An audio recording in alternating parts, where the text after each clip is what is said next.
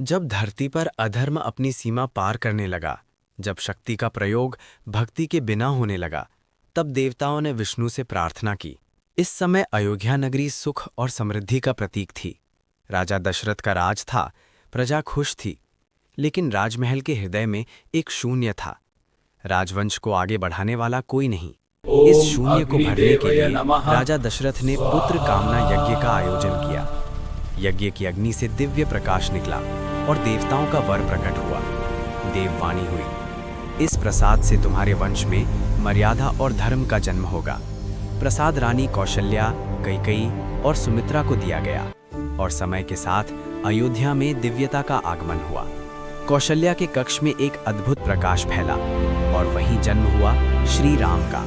बालक राम, चेहरे पर शांति, आंखों में करुणा और हृदय में धर्म।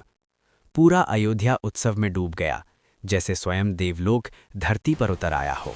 समय बीतता गया, राम बड़े होने लगे। गुरुकुल में उन्होंने विद्या, धनुर्विद्या और ध्यान सीखा। पर राम सिर्फ वीर नहीं थे, वे विनम्र थे, सेवा भाव से भरे हुए थे। तभी एक दिन अयोध्या में महान ऋषि विश्वामित्र का आगमन हुआ। उनका चेहरा कठोर था, आंखों में चिंता और क्रोध।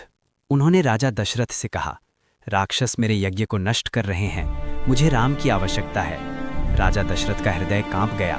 एक पिता के लिए यह निर्णय कठिन था, पर राम आगे बढ़े, शांत स्वर में बोले, पिताश्री, धर्म की रक्षा मेरा कर्तव्य है, आज्ञा दें। वन के अंधेरे में राक्षसी तड़का का आतंक छाया हुआ था। उसकी हंसी वन को कंपित कर रही थी। विश्वामित्र के संकेत पर राम ने अपना धनुष उठाया। ये राम का पहला युद्ध था, पर यह बालक नहीं, धर्म का अवतार था। एक तीर और तड़का का अंत। वन शांत हो गया। धरती ने पहली बार मर्यादा पुरुषोत्तम का तेज देखा। विश्वामित्र ने राम को आशीर्वाद दिया, तुम्हारे हाथों से अधर्म का विनाश होगा। राम ने विनम्रता से मस्तक झुकाया। उनकी आंखों में कोई घमंड नहीं था, सिर्फ कर्तव्य। और यहीं से एक महान कथा का आरंभ हुआ, रामायण। ये तो सिर्फ शुरुआत थी। अगला अध्याय लिखा जाने वाला था मिथिला नगरी में।